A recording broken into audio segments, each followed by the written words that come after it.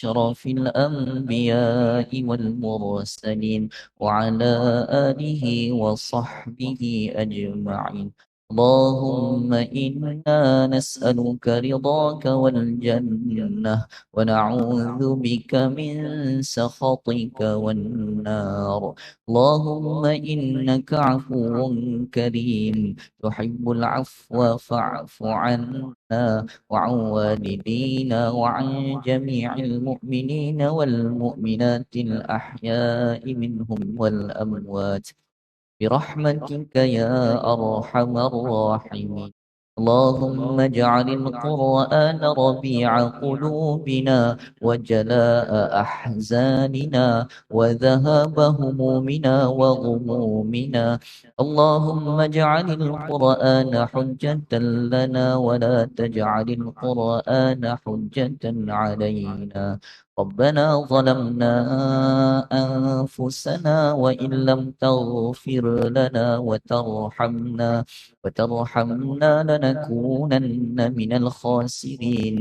ربنا آتنا في الدنيا حسنة وفي الآخرة حسنة وقنا عذاب النار. وصلى الله على سيدنا محمد وعلى آله وصحبه أجمعين والحمد لله رب العالمين. الله. Bismillahirrahmanirrahim. Insyaallah kuliah maghrib pada malam ini akan disampaikan oleh Ustaz Dr. Siddiq.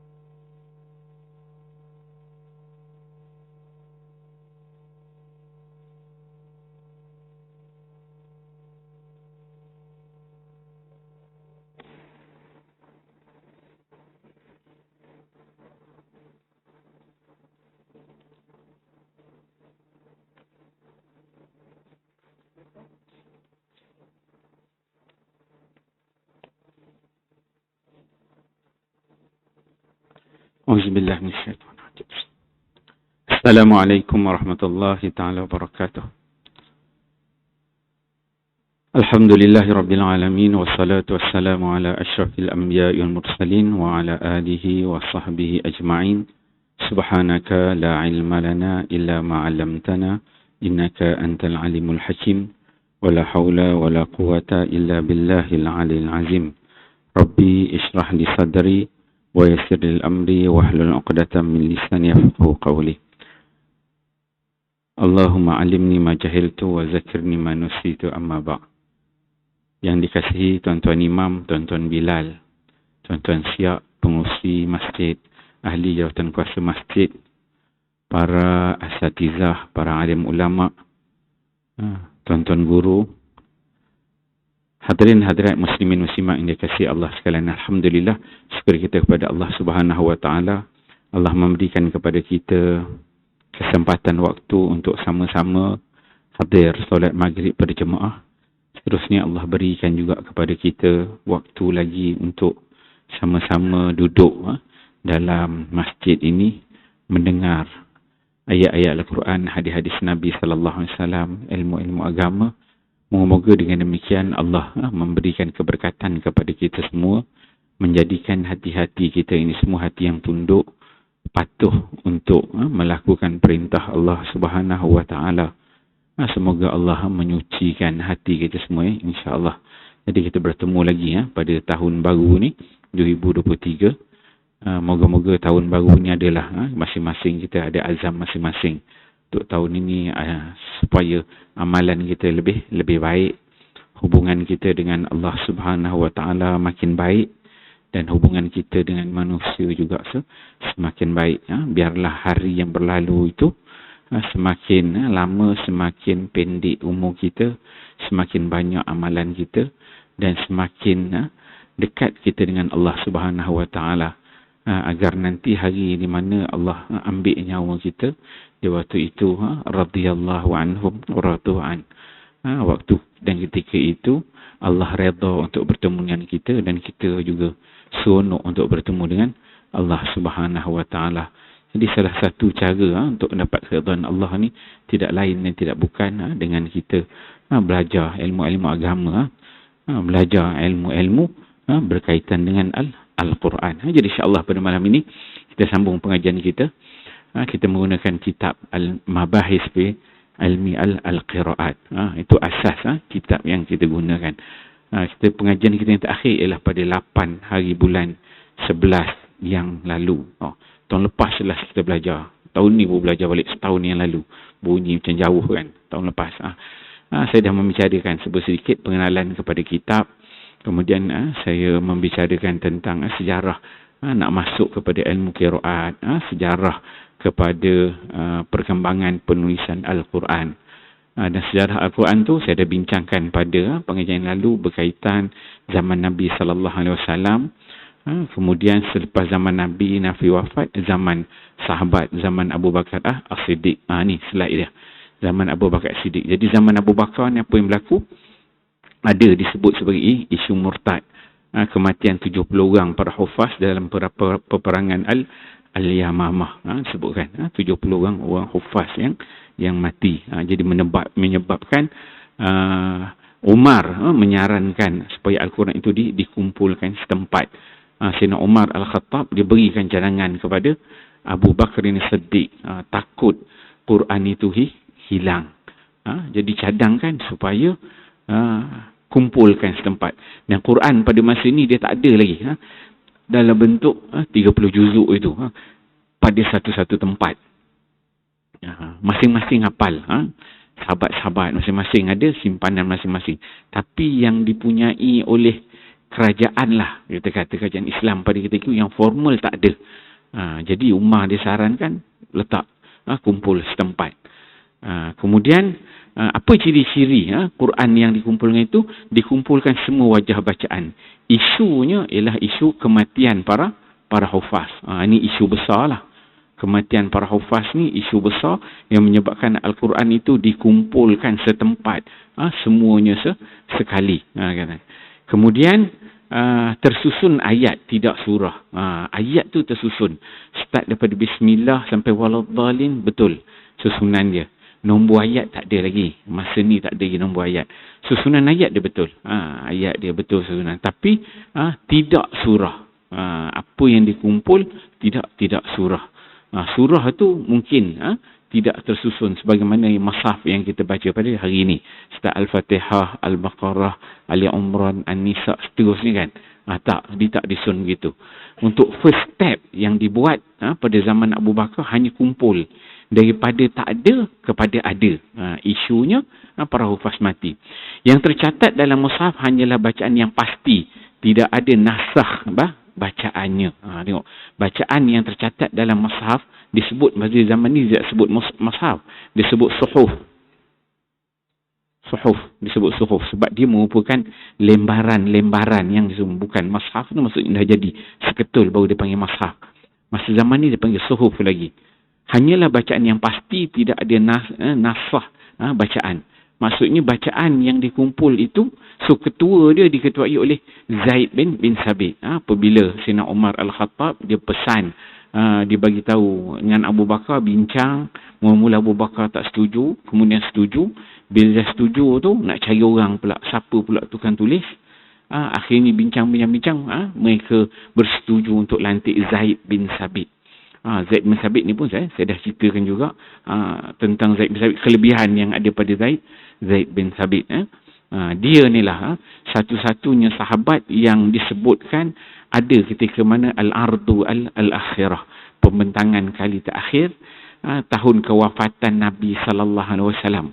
Jadi Nabi wafat tu tahun akhir tu 2 kali Nabi khatam dengan Jibril alaihissalam.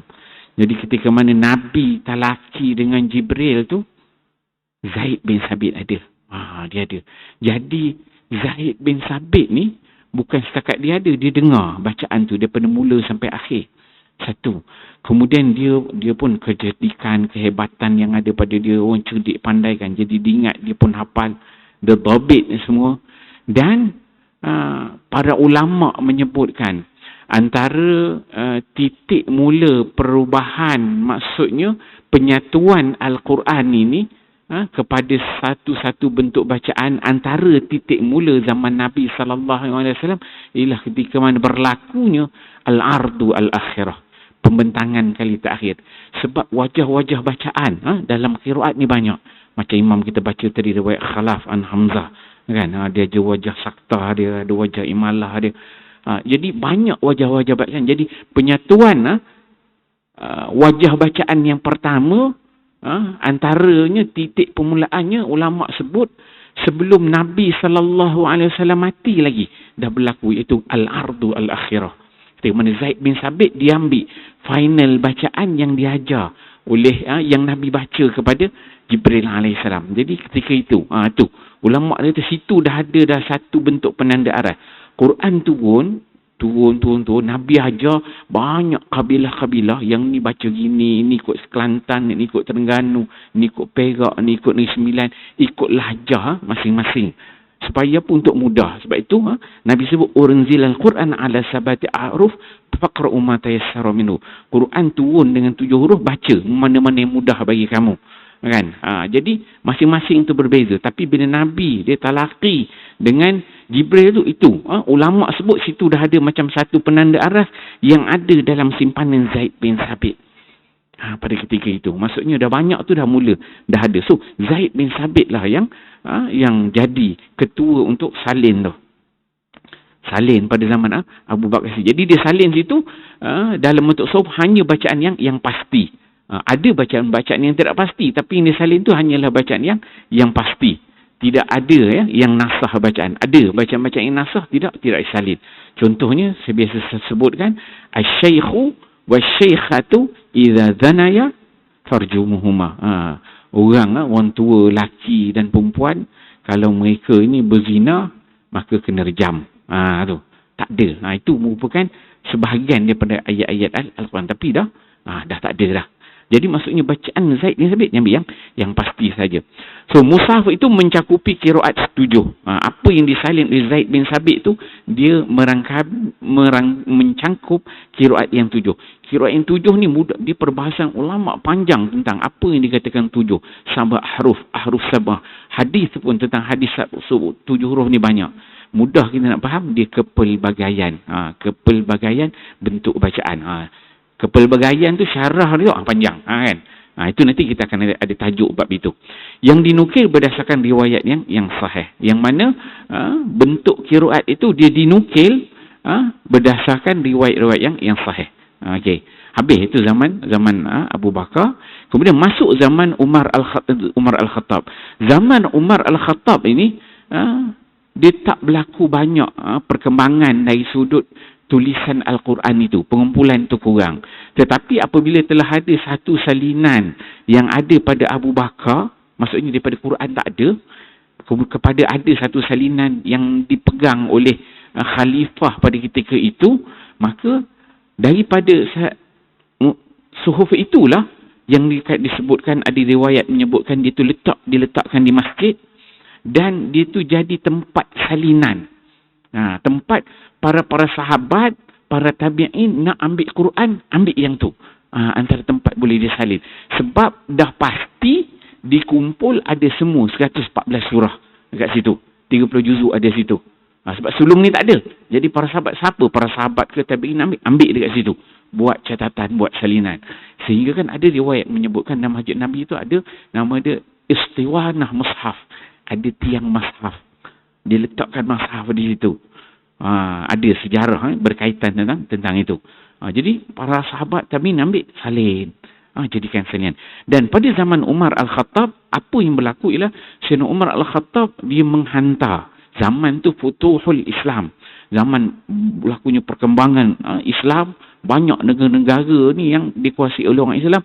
Maka Umar Al-Khattab dia buat apa? Dia hantar para qari, para qurra untuk pergi mengajar Al-Quran. Dia ajar. Itu yang dibuat. Maksudnya berlaku perkembangan. Tetapi apa yang dibuat, dia hantar. Dia pergi dapat buka satu negara. Dekat Syria, dekat Azerbaijan, dekat belah-belah Iran sana. Hantar qari. Yang boleh mengajarkan Al-Quran. Kemudian mengajarkan tafsir sekali lah berkaitan dengan ilmu-ilmu Al-Quran. Cuma kita kena faham, bila disebut perkataan qari, ada perkataan qurra. Kalau kita kat Malaysia ni, kita panggil qari ni, yang kita faham bukan kari. Kalau kari tu kedai mamak, kan? Itu kari, ya. Kari kepala ikan, kari ayam, itu kari. Ini qari dengan qaf. Kalau qari ni, maksudnya mereka yang mengetahui ulama bahas. Maksud antara qari dan juga qurra. Siapakah yang dikatakan qari? Siapakah yang dikatakan para qurra? Dia kata. Bila disebutkan qari, dia at least dia tahu tiga bentuk wajah qiraat dia boleh baca. Dia merujuk kepada qiraat qari ni, bukan mengujuk kepada taranum. Tu penggunaan istilah. Kalau kita kat Malaysia ni qari orang taranum, tahu lagu Bayati, Sabah, Hijaz, Nahwan, Jaharkah, kan? Lalu yang tu kita panggil qari. Jadi ketepatan istilah tu dia tak tepat. Qari sepatutnya dia merujuk kepada orang yang reti disiplin ilmu bacaan Al-Quran. Itu betul istilah dia. Qari. Dia reti. At least 3 wajah bacaan. 3 qiraat dia tahu. Lepas ni kita akan masuk lah nanti qiraat. Qiraat Nafi, Ibnu Katsir, Abu Amru. 3. Kalau para qurra tu kena lagi banyak. So, ta'rif qari tu situ. Dia bukan pergi kepada taranum. So, taranum ni beranak dekat mana pula? Kan? Datang pula persoalan itu.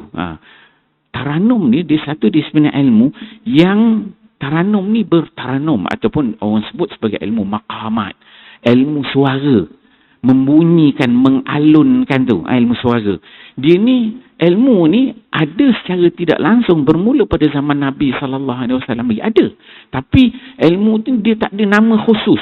Ini lagu Bayati, ini lagu Sabah, lagu Hijaz, Nahwan, Jaharkah, ini pula nada qarar, ini nada jawab, ini jawab berjawab, ini ada uslahnya, Asal ada istilah-istilah dalam ilmu taranum itu. Dia tak ada zaman Nabi, tak ada. Tapi maksudnya masing-masing sahabat. Nabi puji Zaid bin Thabit, Nabi puji Abu Musa al-Ash'ari, Nabi puji beberapa orang sahabat yang bagus bacaan dia. Dan Nabi panggil beberapa orang sahabat ni baca, Nabi nak dengar bacaan tu. Sampai Nabi menangis, suara yang bagus-bagus. Tapi disiplin ilmu taranum tu tak ada. Tak ada. Okay. Selepas zaman Nabi, zaman sahabat, zaman tabi'in, ilmu taranum ni dia bagi kemudian. Kemudian. Bukannya zaman Nabi. Dan ilmu taranum ni pula, dia ada dua pula tu. Biasanya kalau orang belajar ilmu taranum lah. Taranum tu ada taranum, nama dia satu dipanggil mujawad. Satu lagi murattal. Satu tadi tak ada zaman Nabi. Dia bukan satu disiplin ilmu yang mutawatir. Tak ada. Nama kita boleh kata lagu Bayati ni merujuk Nabi aja, ada silsilah sanad dia sampai tak ada. Bukan. Beza. Tuan-tuan belajar yang kita belajar ilmu qiraat ni jangan. Dia memang pengajian kita yang lepas kita datangkan 3 syarat untuk jadi Quran tu. Dia kena ada 3 tu. 3 syarat. Sudut bahasa, dari sudut resamnya, kemudian dari sudut sanad dia. 3 tu ada baru dia boleh jadi Quran.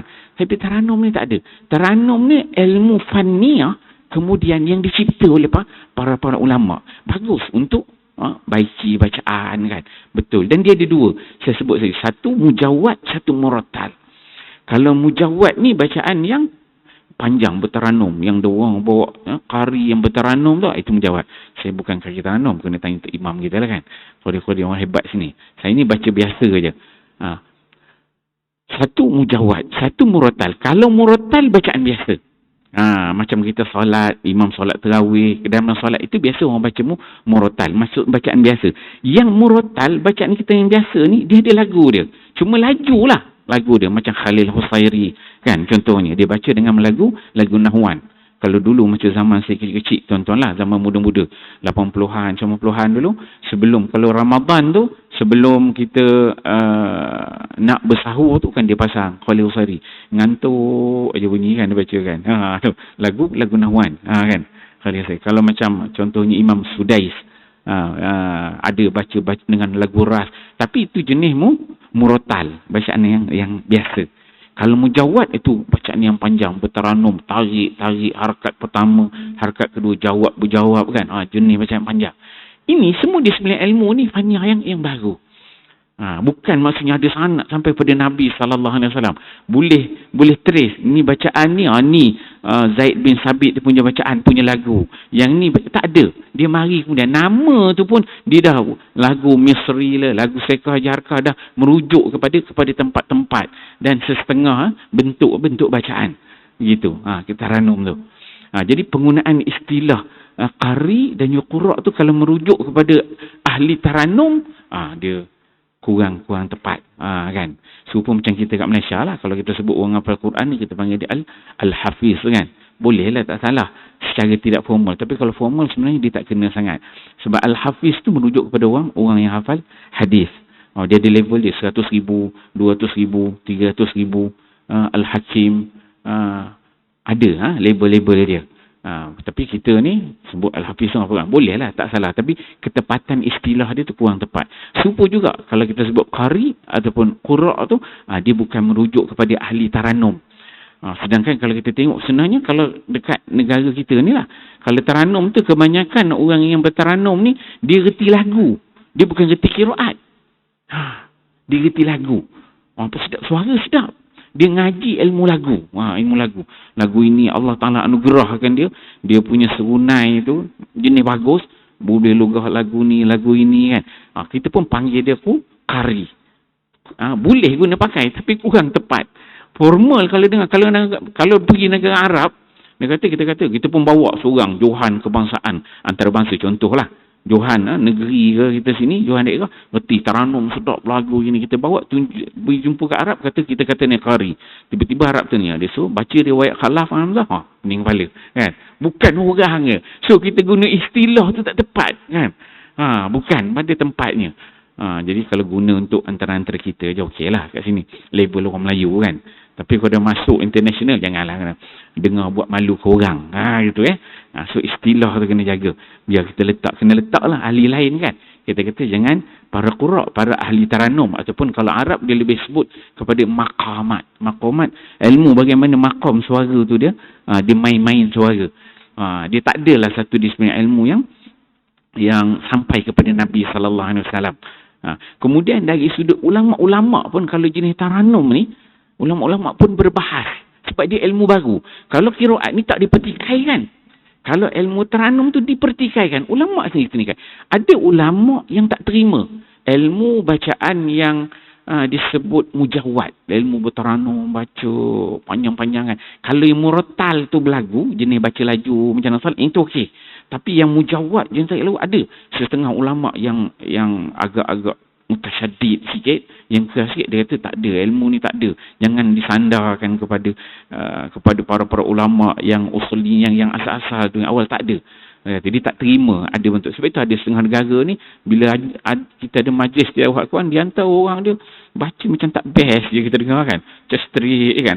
Ada yang omong gitu kan. So khilaf. Ada ulama terima, ada ulama tak terima. So kita kena faham itu kerangka disiplin ilmu yang kita belajar. So kalau qiraat ni tak ada khilaf. Dan kita letak qura' ni, imam kita boleh lah kita letak dia qura'. Dia jenis ahli qiraat kan. Kalau reti taranum je, reti qiraat, jangan letak dia qari. Kita letak dia ahli taranum je lah. Itu baru tepat istilah yang kita gunakan. Okey. So zaman Umar Al-Khattab, beberapa mushaf disalin dan dibawa ke beberapa wilayah Islam. Contohnya dihantar ke Kufah. Siapa yang dihantar ke Kufah? Ialah Abdullah bin Mas'ud. Nama yang Nabi sebut, kalau kamu nak belajar Al-Quran, ambil daripada 4 orang sahabat. Salah seorang Nabi sebut ialah Abdullah bin Mas'ud. Jadi Abdullah bin Mas'ud ni dihantar ke Kufah. Dan dia ngajar dekat Kufah. Jadi tok guru besar. Buka madrasah. Ngajar di sana. Kemudian ada lagi sahabat yang dihantar ke Syam, di beberapa wilayah Islam yang lain. Itu yang berlaku pada zaman Umar Al-Khattab. Kemudian kita tengok seterusnya lagi. Masuk zaman Uthman bin Affan. Inilah. Uthman bin Affan ni isu dia paling besar lah dalam perkembangan ilmu bacaan Al-Quran. Ataupun kita katakan ilmu Al-Qiraat. Dia kata. Apa yang berlaku? Dia ni berlaku perbalahan bentuk bacaan. Kalau zaman Abu Bakr As-Siddiq, isu dikumpulkan Al-Quran adalah disebabkan para hafiz mati dalam perang Al-Yamamah. Bila hafiz mati, sahabat takut Quran hilang. Sebab tak ada lagi Quran yang dikumpulkan setempat. Masing-masing sahabat ada. Masing-masing sahabat ada masing-masing salinan Quran masing-masing. Kan?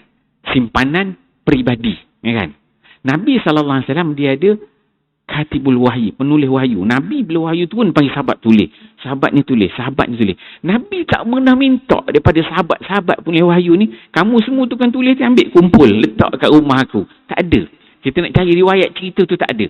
Ataupun Nabi kata siapa yang penulis wahyu kata semua dah kumpulkan, simpan dekat Masjid Nabawi. Pun tak ada juga. Cuma Nabi ada penulis wahyu, dan penulis wahyu tu masing-masing ada salinan masing-masing. Dan sahabat pula ambil bersahabat ni. Sahabat ni ambil bersahabat ni. Sahabat ni, sahabat ni. Zaid bin Sabit ada dia punya. Abdullah bin Mas'ud ada Quran dia. Abdullah bin Zubair ada Quran dia. Masing-masing ada Quran masing-masing. Dan para sahabat ni, tak semua mereka tu salin keseluruhan Al-Quran. Ada yang salin 1 juzuk, ada salin 2-3 surah, ada yang kurang surah ni, ada kurang surah ini. Jadi tak ada. Tak ada. Itu yang perlu zaman Abu Bakar. Kemudian dah ada setempat masuk zaman Uthman bin Affan ni pula, apa yang berlaku? Islam semakin berkembang lagi. Dekat Syria, dekat sebelah Iraq, Azerbaijan sana, sebelah Syam sana. Maka bila berlaku perkembangan Islam, Islam tu pergi suruh masuk Islam tak nak, suruh bayar ufti tak nak, so kena perang. Bila perang menyebabkan pada ketika itu zaman Uthman bin Affan, orang Islam ni di banyak grup. Ada grup daripada Kufah, ada grup daripada Basrah, ada grup daripada Syam, pergi berperang dekat Azerbaijan, pergi berperang dekat Armenia. Jadi mereka ni bila perang, orang Islam ni dia berkumpul satu tempat. Jadi ialah pasukan orang Islam kan berkumpul satu tempat. Bila berkumpul satu tempat, orang Islam ini dia ni yang dia para sahabat, para tabi'in pada zaman itu. Mereka berpegang waktu malam, mereka akan baca Quran. Ni, dia orang punya suasana dia tu. Malam aja baca Quran. Nak pergi pegang. Kita malam tidur, full tenaga kan. Dia malam baca Quran. Dia akan jadilah. So, dia akan ada grup. Grup Kufah duduk dengan orang Kufah. Orang Syam dengan orang Syam. Orang Basrah dengan orang Basrah kan. Orang Mekah, masing-masing ada grup masing-masing. Yang menyebabkan berlakunya perbezaan bentuk bacaan. Dia biasalah bila kita ni ada grup kan. Contoh Masjid Muhammadiyah ni dari gang. Okey, kita ada mesyuarat dekat Putrajaya. Okey, grup Muhammadiyah, pengerusi, nazir, 2-3 orang memang pergi. Okey, duduk meja pun 4-5 kursi. Ni Muhammadiyah. Ni Masjid Putrajaya punya gang. Duduk dekat-dekat kan. Normal, benda tu normal. Jadi bila berlaku itu, gang Kufah duduk dengan gang dia baca Quran sana malam. Dia orang ni biasa. Malam baca Quran, baca, orang lain dengar, seorang baca, orang baca. Grup Basrah pula baca, Syam pula baca. Jadi bila baca tu dia orang dengar, masing-masing lah dengar. Ni nak dengar nazir ni cakap apa. Yang ni nak dengar idea nazir ni pula. Yang ni nak dengar nazir masjid ni pula cakap, ini idea dia gini. Ini idea dia gini. Ini idea dia gini kan. Masing-masing lah. Macam nak tunjuk hebat lah kot. Kita kata gitu kan. Maksudnya apa kelebihan dia. Ni apa kelebihan. Yelah, masing-masing ada tok guru masing-masing. So, idea itu ada berlaku. Masing-masing tok guru dia gini. Ni, orang Kufah ni sanad dia sampai pada Nabi. Muli orang ini. Orang Syam sanad dia begini. Sampai Nabi gini. Orang Basrah begini sanad dia kan. Masing-masing. Jadi, bila baca tu dengar. Gang ni dengar. Yang ni dia baca lain. Surah sama, ayat sama dia baca lain. Yang ni pula dia baca. Surah sama kita baca tapi lain. Dia jadi masalah.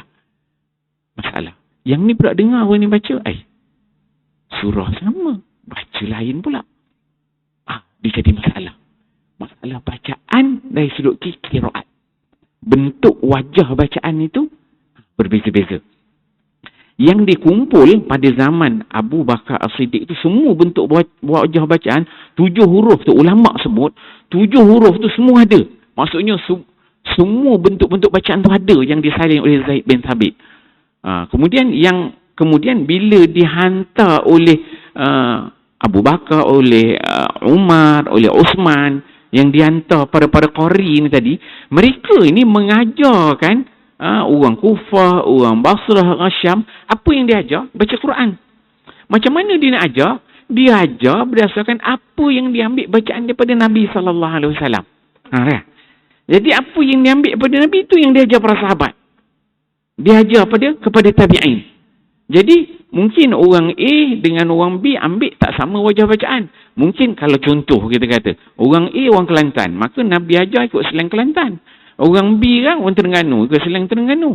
Jadi dia dah mula. Yang ni dia ada lahjah, dialek dia begini. Yang ni dialek dia gini, ini dialek dia gini. Satu sudut dialek. Kedua, tapi yang lebih besar daripada itu, dia bukan dialek. Dia menyebabkan perubahan huruf yang ketara. Perubahan perkataan. Bukan setakat dialek je. Slang je kan. Tapi dia melibatkan perubahan perkataan. Kalau contoh, kalau macam saya tulis sini. M-A-K-A-N. Apa bunyi dia? Tulisan, kalau bunyi dia apa? Makan kan? Kalau orang Terengganu sebut, makan juga ke? Jadi makan kan? Kalau belah Kelantan jadi makan. Tulisan sama tak? Itu kalau dialek. Tapi dia melibatkan memang pertukaran huruf. Huruf itu bertukar. Huruf bertukar, perkataan bertukar, baris bertukar. Banyak aspek dia bertukar. Jadi pada ketika itu, sampai-sampai orang Islam pada ketika itu kafir mengkafir di antara satu kumpulan dengan kumpulan yang lain. Yang ni dia tunjuk hebat dia kata betul lah aku belajar tok guru aku ini daripada sahabat ni sampai Nabi SAW. Yang ni pula dia kata ini betul. Yang ni dia kafir ni, kau punya tak betul. Aku punya dia betul, sanad aku betul kan. Yang ni pula yang ni dia kata aku punya jalur sanad aku memang sampai Nabi, ni tok guru aku. Nabi kata nak ambil bacaan pada dia, kita orang semua ambil pada dia. Kenapa beza dengan kau punya bacaan? Tengok orang kemudian yang tak faham cerita kan. Kan? Dia kata ya ini sampai kafir mengkafir di antara satu kumpulan dengan satu kumpulan yang lain. Besok nak pergi perang, tapi orang Islam duk bergaduh malam tu tentang baca Quran aja. Bentuk wajah bacaan. Pada ketika itu, seorang sahabat nama dia Huzaifah ibnul Yaman. Huzaifah ibnul Yaman dia ada masa ketika itu. Perang pada ketika itu dia ada. Dia nampak situasi yang berlaku itu. Ini bahaya ni. Dah sampai peringkat kafir mengkafir dalam kalangan orang Islam. We must do something. Kita kena buat tu. Dia pun ambil kuda, pacu kuda pergi ke Madinah. Madinah pergi ngadu kepada Sayyidina Osman bin Affan. Inilah cerita. Sayyidina Osman bin Affan. Dia ngadu kepada Sayyidina Osman bin Affan, ceritakan apa masalah yang berlaku. Dia pun bincang. Itu ya. Berlaku perbalahan bentuk bacaan. Perang di mana? Di Armenia dan juga Azerbaijan dengan Iraq. Kesalahan dan juga berlaku pengkafiran. Saling kafir mengkafir. Kemudian Huzaifah ibn Yaman dah bincang dengan semua apa? Tak boleh. We must do something. So kena salin balik. Kena ambil salinan dan kita buat salinan. Panggil orang. Siapa dia? Panggil balik Zaid bin Sabit. Zaid bin Sabit ni dia umur muda. Zaman Nabi SAW, dia nak pergi perang Badar, Nabi tak bagi sebab kecil, tak cukup umur. Tapi dia cerdik pandai dan dia belajar kan. Tapi masa zaman Osman bin Affan, dia ada di Madinah, panggil dia balik. Sebab dia yang salin pada zaman Abu Bakar, panggil dia balik, buat salinan. Kalau zaman Abu Bakar tadi dia baru kumpul first time daripada tak ada kepada ada. Okey. Zaman Osman bin Affan ni nak salin apa yang ada. Kan? Cuma beberapa spek yang dibuat. Yang ditentukan oleh Osman bin Affan. Jadi panggil Zaid bin Sabit, suruh lead balik bosnya.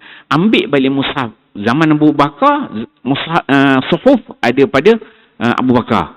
Abu Bakar meninggal, serah pada Umar. Umar dia pegang suhuf yang ada pada Abu Bakar tu. Umar meninggal, suhuf tu bagi pada anak dia Hafsah. Jadi pada zaman Osman bin Affan dia tak ambil lagi yang ada pada Hafsah. Sebab zaman antara Umar nak masuk zaman Osman ni, dia dah mula dari sudut politik tu dah tak berapa stabil. Sebab Umar kena bunuh. Jadi Osman ni banyak benda dia nak cover dan dia tak sempat nak kontrol bahagian, nak pergi ambil benda tu. Dan benda tu berada pada situasi yang selamat. Hafsah ni siapa? Hafsah ni anak Umar. Hafsah ni juga isteri Nabi SAW. Jadi okey, tak ada masalah. Dia pun tak ada keperluan nak ambil. Jadi bila jadi isu, baru dia minta ambil. Cakap nak pinjam, ambil, nak buat salinan. Dia pun ambil. Jadi apa yang dia buat? Sayyidina Osman bin Affan diberikan arahan kepada Zaid bin Sabit. Dia kata, "Idza talaftum antum wa Zaid bin Sabit fi syai' min al-Quran faktubu bil lughatil Quraisy fa innal Quran nuzila bil lughatihim." Kata Sayyidina Osman, dia kata, "Idza talaftum." Dia ada 4 orang. Ini yang disebut ni. Dia punya lead dia Zaid bin Sabit. Ini yang pertama. Yang kedua, dia nama dia Abdullah bin Zubair. Ini yang kedua. Yang ketiga, Sa'id bin Al-As. Dan yang keempat ialah Abdurrahman bin Al-Harith. So, 4 orang. Ketua dia Zaid bin Sabit. Zaid bin Sabit dia orang Madinah. Orang Ansar. 3 orang lagi. Abdullah bin Zubair, Sa'id bin Al-As dan juga Abdurrahman bin Harith. 3 orang ni orang Mekah, orang Muhajirin. Ni geng-geng yang pure Quraisy betul, kan? Jadi dia pesan sebab ni melibatkan orang Ansar dan juga ada orang Muhajirin. Dan kita nak final isu dia tadi apa? Isu dia perbalahan dari sudut wajah bacaan. Maka pesan Sayyidina Osman bin Affan, dia kata, "Idza ikhtalaftum," apabila kamu berempat berkhilaf, berbeza pandangan fi syai'in minal Quran, tentang sesuatu yang kamu nak tulis dalam Quran, nak buat salinan ni. Ada zaman satu tu ada, tapi nak buat salinan. Tiba-tiba berbeza pandangan. Ni nak tulis macam mana? Bagi hatah ke? Bagi pula. Nak tulis dengan huruf apa? Nak tulis dengan perkataan apa? Dia bukan isu baris. Zaman tu nanti saya akan cerita. Tak ada titik, tak ada baris kemudian. Maksudnya nak tulis tu dengan rumah huruf apa? Dengan satu perkataan, kedua rumah huruf. Kan? Perkataan dan juga rumah huruf. Baris titik dia tak ada masalah. Sebab memang tak ada. Rumah huruf dan juga perkataan itu. Sebab yang ada pada zaman Abu Bakar itu, suhuf itu ada, dia meraihkan semua bentuk lahajah. Yang tu dipesan oleh Sayyidina Osman, ya, izah talaftum, apabila kamu 4 orang berbeza pandangan tentang apa yang nak ditulis di Quran ni, faktubu bilghatil Quraisy, maka kamu tulis dengan bahasa Quraisy, dengan lahajah Quraisy, dengan dialek Quraisy. Jadi macam-macam dialek, perkataan yang Nabi ajar para sahabat itu adalah Al-Quran. Tapi bila nak tulis, sebab tak nak bergaduh ni tadi, sampai kafir-kafir, kita tulis hanya dengan dialek lahajah Quraisy saja. Kerana kata Sayyidina Osman, fa innal Quran nuzila bil ghatim. Quran itu turun dengan lahajah dialek Quraisy. Cuma yang lain itu, dialek lain adalah keringanan, supaya mudah nak ajar. Orang Kelantan, orang Terengganu, beza. Supaya macam sekarang ni. Contohnya, kalau berbeza perkataan tapi makna sama. Contoh kita, orang Selangor KL, kita kata buah apple kan. Buah apple kan. Biasa buah apple. Kalau orang Kelantan dia panggil apa? Istilah. Topoh. Kelantan lah. Tengok Kelantan lah. Biasa cek Kelantan. Buah topoh kan. Tufah. Kalau Arab dia kata tufahun. Tufah bahasa Arab. Tufah tu maksud dia apple. Jadi orang Kelantan sebut topoh. Kata. Topoh. Makna sama. Tapi kalau kita pergi Kelantan, kita buah apple. Orang Kelantan dia tak feel. Tapi sebut topoh. Buah topoh. Saya orang Perak. Bukan orang Kelantan. Sebut buah topoh. Baru dia serak. Molek masuk dalam. Kena sebut gitu. Jadi Nabi nak ajar Quran tu, pergi setiap salah satu kelebihan yang ada pada Nabi SAW. Bila dia pergi satu-satu kaum kabilah, dia ni boleh bercakap bilugati qaumihim. Dia boleh cakap dengan bahasa itu. Dan Quran tu dia ajar setiap kabilah tu berdasarkan kesesuaian bahasa, lahajah, dialek kaum-kaum tertentu. Satu, bahasa yang Nabi ajar. Kemudian yang para sahabat yang ambil bacaan daripada Nabi pun begitu juga. Dia ada 2 tu. Satu yang Nabi ajar, satu yang sahabat baca dengan Nabi pun menggunakan dialek yang sedemikian. Maka menyebabkan Quran itu dia banyak bentuk perkataan. Macam tu tadi perkataan lah. Tupuh dengan apple kan perkataan yang berbeza. Tapi makna dia sama tak? Sama.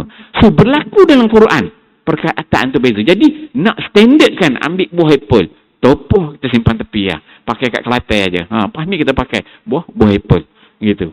Super kalau tuan-tuan tengok kalau kita tengok buah, orang kata buah kelapa. Kelapa kan, kelapa standard sebut. Tapi sebenarnya dia buah nyor, sebut nyor kan. Saya Perak pun panggil buah nyor. Banyak juga belah-belah pantai timur sebut buah nyor je kan. Nyor kan.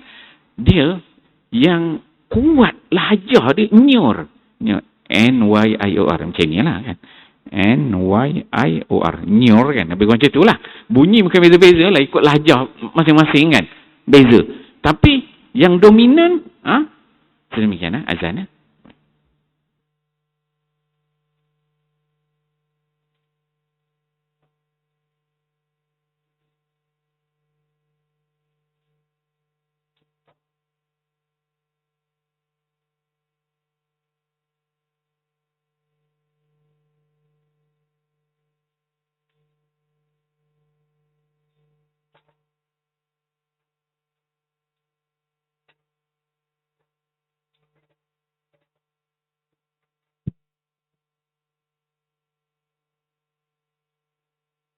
Allahu Akbar, Allahu Akbar, Allahu Akbar, Allahu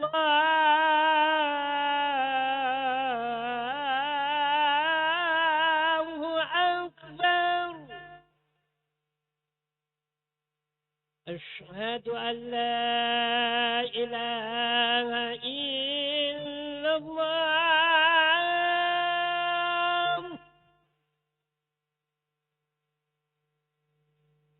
أشهد أن لا إله إلا الله.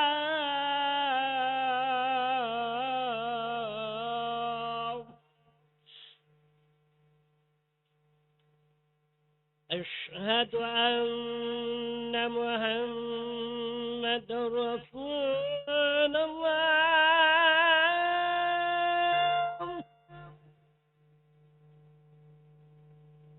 أشهد أن محمد رسول الله.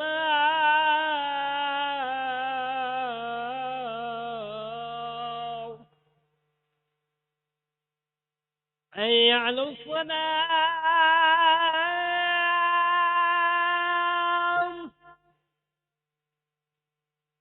حي على الصلاة.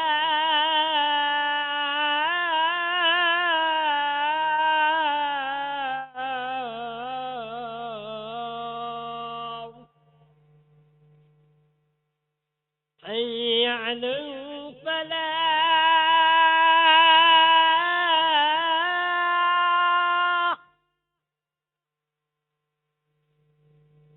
حي على الفلاح.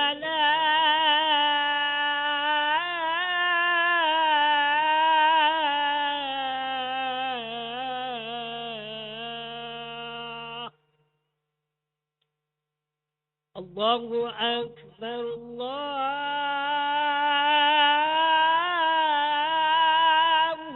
أكبر. لا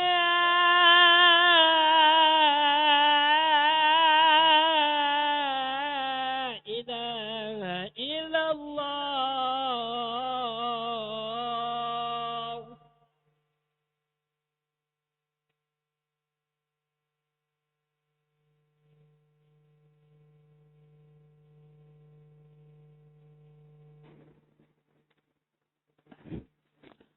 Muslimin, muslimat, hadirin hadirat kasih sekalian ya. Saya ambil sikit lagi ya, lebih kurang 5 minit.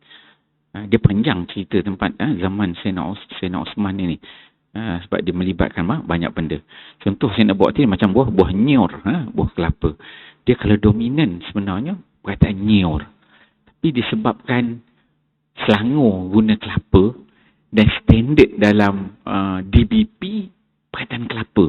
Tapi sebenarnya kalau kita tengok kitab-kitab turas lama, kitab-kitab tafsir, kitab-kitab fiqh lama kan, mereka banyak menggunakan perkataan nyor kan. Belah-belah utara Kedah sana kan, belah timur dia guna perkataan nyor.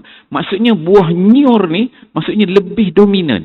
Tapi disebabkan ini di peranan kerajaan. Bila kerajaan tu dia dah standard kan, walaupun benda tu tak dominan, tapi sebabkan dia dominan kan, kuasa pada dia, dan dia berlaku dalam sejarah semua negara begitu. Sebabkan dia kuasa menentukan perkataan kelapa tu, orang berimanlah perkataan kelapa tu. Sebenarnya dominan, dia tak dominan. Nyor lagi tu, dominan.